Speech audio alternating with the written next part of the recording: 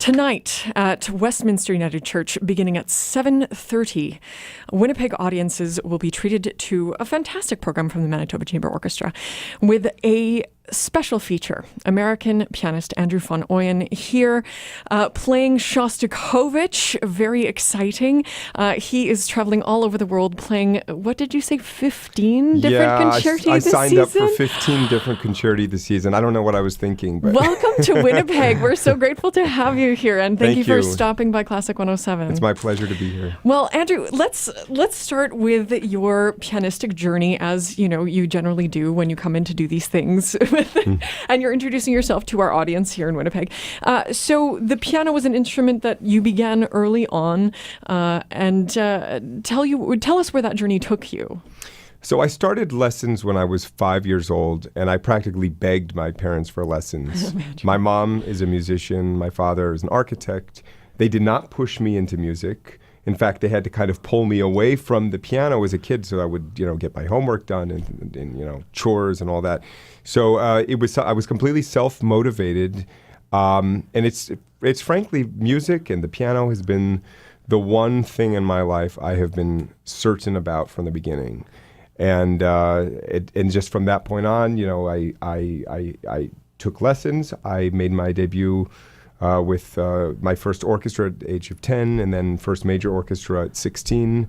Went to conservatory, went to Juilliard, and also studied at Columbia University.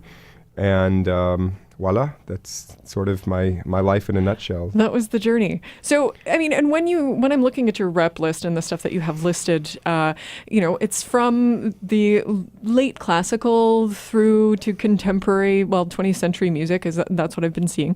But you're playing Shostakovich tonight with the MCO, but then you're going off to Calgary to play Beethoven in just a little bit, and then you're doing a tour with the Prague Philharmonia as well. Tell us what's on that program. The tour with Prague is Mendelssohn 1. Oh my gosh. Yeah. So another... Which I just played in Vancouver last week, 2 weeks ago. Oh my gosh. And you're also going to Oklahoma City with our own conductor of the WSO, Alexander Micklethwaite, which is another joy and a half. That's right. So I know, just a coincidence that I'm in his town now, in Winnipeg, and we're going to meet next week in Oklahoma. Well, what are you performing there? Schumann. Okay. Oh, wow. Yeah. Oh, yeah. This is a busy period because it's 8. I have 8 different concerti before Christmas, between end of September and December. Wow. So it's a lot. And not only that, in January, when you're going to be on tour with the Prague Philharmonia, you're also releasing a brand new album of Saint-Saëns, Ravel, and Gershwin. Correct. Yes. And so, who did you play these with? So, those I've performed all those pieces quite a bit, with the exception of the Gershwin's Second Rhapsody, which is sort of the novelty on the album because it's not really recorded or performed that much. And so the pieces, those pieces paired very well to make a nice recording. I will not be playing any of those on the tour, but the CD will be released at the same time as the tour. Well, and what is it about those 3 pieces, or perhaps that era in pianistic writing, that drew them together for you? Well, Ravel is the link. He's the natural link. He knew Saint-Saëns, he knew Gershwin.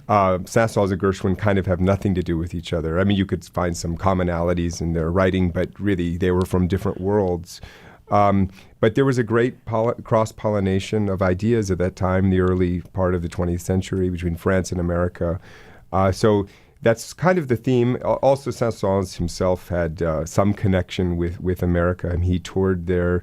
He wrote, actually, one of his he wrote one of his operas for an American soprano by the name of Sybil Sanderson, who also premiered a number of roles of Massenet, including Thais, which is very fascinating. A soprano from Sacramento, California, moves to Paris and becomes sort of the leading lady of the Paris Opera. Wow. For Massenet, Saint-Saëns, and a few others.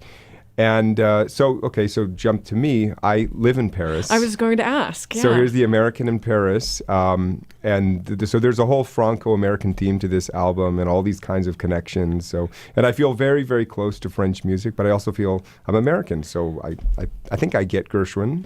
Awesome. Well, and all of this cross-pollination that you're talking about, we go into the Shostakovich that you're going to be playing tonight, which has, kind of this Baroque feel to it as well. Tell us a little bit about what people might hear tonight. It's a very interesting piece, the Shostakovich First Piano Concerto. It sounds like nothing else. It sounds like Shostakovich, but it sounds like the work of no other composer. It's not. You can't say it sounds like Prokofiev or anything else. There is this sort of neo-Baroque quality, some Bach-like toccata-like passages. It's very contrapuntal in parts. Mm-hmm. Of course, the orchestration itself, just strings and trumpet. I mean, could be a kind of Baroque ensemble. Totally. But the piece is stylistically all over the place. There's a lot of references to not just the Baroque period, but also to specific. There's a reference to the Haydn piano sonata rondo. And it's kind of circus-like. It's a very it's sometimes the piece is extremely dark, and at other times it's just bar music and fun dance-like stuff. So it's a really interesting piece. It's a really wonderful perspective, that little window into that moment of time of what was going on in Shostakovich's brain, for sure. These little bits of vignette, also kind of Franco in a lot of ways too. Yes, I mean, a lot of that French quality flavor. To some, that's exactly what Anne had mentioned last night at rehearsal. Yes. Oh my gosh, amazing. Well, I'm so glad that you're here and you're playing it. And best of luck on this incredible journey that you're about to take and this new album that's just about to drop. We'll be playing a little bit more of your music in just a little bit. But Andrew von Oeyen, American pianist, here playing tonight with the Manitoba Chamber Orchestra at Westminster United Church. The concert starts at 7:30. Also featuring Guy Few on the trumpet, who is a bit of a Canadian classical legend of his own. Also on the program, some Mozart and a little Christos Hatsis.